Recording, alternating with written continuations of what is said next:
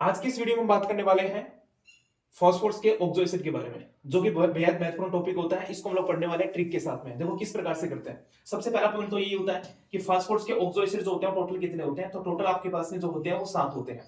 कोई भी जो फास्फोरस होता है उसके ऑक्सो एसिड के 2 आपके पास में सफिक्स के साथ में काम करता है। इनमें से 3 जो होते हैं वो OUS के साथ में होते हैं और जो 4 होते हैं वो इक के साथ में होते हैं।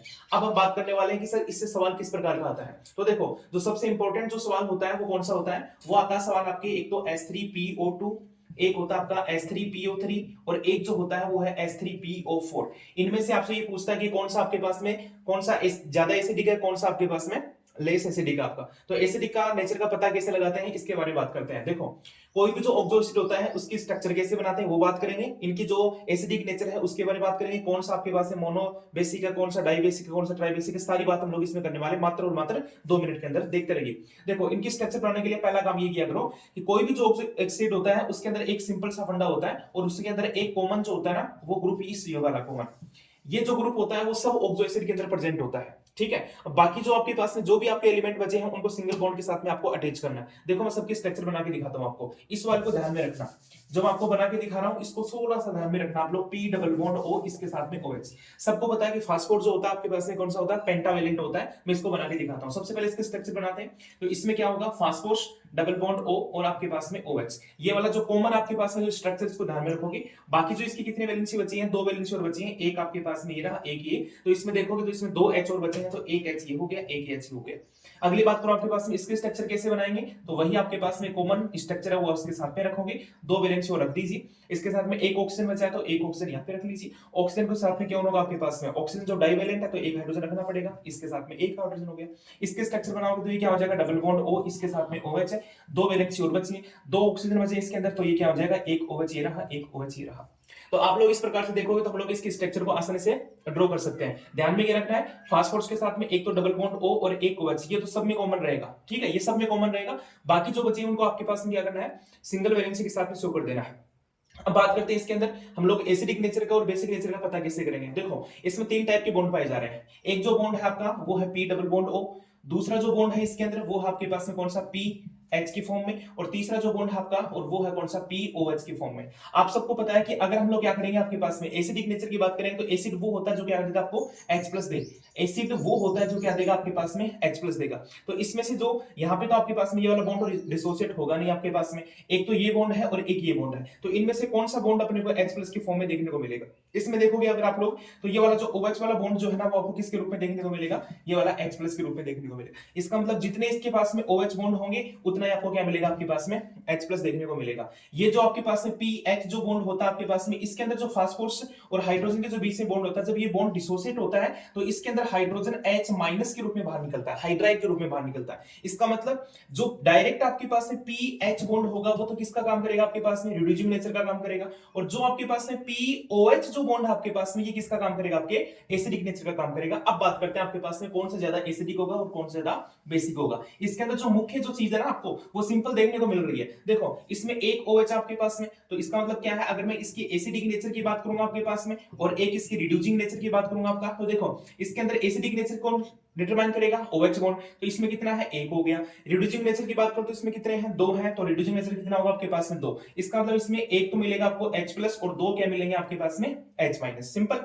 इसमें देखोगे तो 2 OH बॉन्ड आपके पास में, तो यहां से क्या मिलेगा आपके पास में, यहां से मिलेंगे 2 H+ आपको और एक मिलेगा कौन आपके पास में, H-। इसी प्रकार से इसकी बात करो तो ये वाला क्या आपके पास में, ये वाला आपका कौन सा है, 3 तो मिलेंगे इसके अंदर H+ और एक मिलेगा कौन आपके पास में, इसके अंदर 0 मिलेंगे आपके पास में कौन सा, H-। अब सिंपल बात ये हुई कि एसिडिक नेचर है आपके पास में, तो ये वाला क्या होगा 1H+, ये वाला 2H+, ये वाला 3H+। हमें पता है कि कोई भी जो एसिड होता है वो जितने H+ देता है वो उसकी बेसिसिटी उतनी होती है। इसका मतलब ये वाला जो आपके पास में H3PO2 जो है, इसका नाम क्या होता है, इसका नाम होता है आपके पास में कौन सा, हाइपोफॉस्फोरस एसिड। हाइपोफॉस्फोरस एसिड ध्यान में रखना, आपके पास में कौन सा नाम है इसका, हाइपोफॉस्फोरस। OUS आएगा इसके लास्ट में, ठीक है। हाइपोफॉस्फोरस एसिड होता है। इसका नाम क्या होता है, इसका नाम होता है आपका कौन सा, ऑर्थोफॉस्फोरस एसिड। कौन सा होगा आपके पास में, ऑर्थोफॉस्फोरस एसिड होगा। और इसका जो नाम होता है वो कौन सा होता है, वो होता है आपके पास में कौन सा, वो होता है ऑर्थोफॉस्फोरिक एसिड। इसके लास्ट में होगा इक और इसके साथ में क्या होगा। और सबसे पहली बात करूं आपके पास में सबसे ज्यादा H प्लस बेसिसिटी किसकी ज्यादा होगी? सबसे ज्यादा बेसिसिटी होगी किसकी आपके पास में? ऑर्थोफॉस्फोरिक एसिड की। उसके बाद में किसकी होगी? ऑर्थोफॉस्फोरस की। और सबसे कम बेसिसिटी जो होगी आपके पास में वो किसकी होगी? ऑर्थोफॉस्फोरस एसिड की होने वाली। अगर मैं बात करूं इसके अंदर जो H प्लस जो आपके पास में फास्फोरस है उनके ऑक्सीडेशन स्टेट की क्या कौन कौन सी है, तो मैं बात करना चाहूंगा ऑर्थोफॉस्फोरस में। तो जो फास्फोरस होता है इसकी जो ऑक्सीडेशन स्टेट है, इसकी जो ऑक्सीडेशन स्टेट है वो आपके पास में कौन सी? +1 की फॉर्म में पाया जाएगा। जो आपके पास में ऑर्थोफॉस्फोरस एसिड होता है वो +2 में +3 में पाया जाता है, सॉरी। और इसके अंदर जो अगला जो बचा आपके पास में ये किसमें पाया जाएगा? +5 में आपके पास में पाया जाता है। तो ऑक्सीडेशन हमने देख लिया, उसके बाद में एसिडिक नेचर देख लिया, या फिर आप लोग इसको क्या बोल सकते हो आपके पास में? बेसिसिटी भी बोल सकते हो, और रिड्यूसिंग नेचर भी हम लोग देख लिए। तो 3 आपको पूछ सकता है, कौन कौन सा? पहला आपको पूछेगा कि बेसिसिटी क्या होती है, तो बेसिसिटी तुम लोग इसे डिटरमाइन कर सकते हो। दूसरा आपसे पूछ सकता है कि रिड्यूसिंग नेचर क्या होती है, तो रिड्यूसिंग नेचर आप लोग इस प्रकार से बता सकते हो।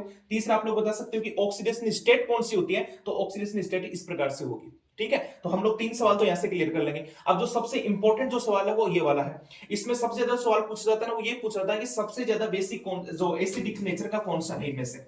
सबसे ज्यादा बेसिसिटी तो किसकी है आपके पास में? इसकी है, क्योंकि ये क्या देता है आपको? 3H प्लस देता है। ये वाला क्या देता है आपको? 2H प्लस देता है। और ये वाला क्या देता है आपको? 1H प्लस देता है। तो बेसिसिटी सबसे ज्यादा किसकी है? इसकी है। लेकिन अगर मैं एसिडिक नेचर की बात करूंगा ना, एसिडिक नेचर की बात करूंगा, तो सबसे ज्यादा बच्चे कंफ्यूज होते हैं, वो ये होता है कि जितने H प्लस होंगे वो जो ज्यादा H प्लस देगा वो उतने ज्यादा एसिडिक होगा, लेकिन इसमें ऐसा नहीं होता है। जो सबसे ज्यादा जो आपके पास में एसिडिक होगा ना, वो कौन सा होगा आपके पास में? ये होगा। और आपके पास में कौन सा? हाइपो। उसके बाद में कौन सा होगा आपका? उसके बाद में होगा ऑर्थोफॉस्फोरस। और सबसे बाद में जो होगा वो कौन सा होगा आपका? ऑर्थोफॉस्फोरिक एसिड होगा। इसके पीछे का रीजन क्या है? रीजन समझो। देखो, कोई भी चीज की जो हम लोग एसिडिक नेचर का पता लगाते हैं, तो एसिडिक नेचर करने के लिए क्या करना पड़ता है आपको? जो भी H प्लस होता है उसको बाहर निकाल दो, बाकी जो स्पीशीज बची है ना उसकी स्टेबिलिटी को ध्यान में रखना है। तो इसका मतलब ये हो गया कि अगर आपको क्या देखना है? एसिडिक नेचर को देखना है, तो इसमें H प्लस को बाहर निकालो। निकाल दिया मैंने H प्लस को बाहर, तो क्या बचा आपके पास में? ये O माइनस बच गया, इसके साथ में H हो गया, इसके साथ में H हो गया। इसमें से 2H प्लस को निकालो तो क्या बनेगा? P डबल बॉन्ड O हो गया, इसके साथ में O माइनस हो गया, इसके साथ में कौन सा हो जाएगा? O माइनस हो जाएगा, और एक आपके पास में H बचा है।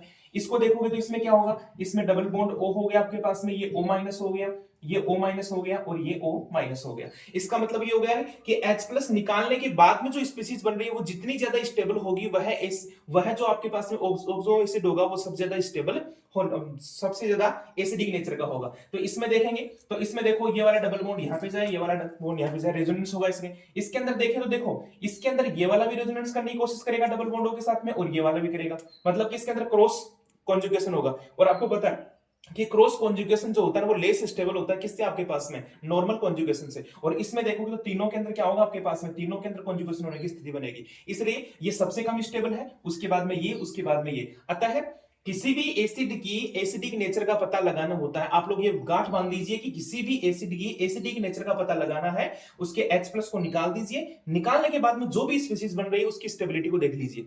जो जितना स्टेबल होगा वो उतना ही अच्छा आपके पास में एसिड होगा। तो इसका जो रियल आंसर होता है ना, जो एकदम से सटीक जो आंसर होता है वो क्या होता है आपके पास में? वो सबसे ज्यादा आपके पास में जो एसिडिक नेचर का होता है वो कौन सा होता है आपका? वो एसिडिक नेचर का होता है कौन सा आपका?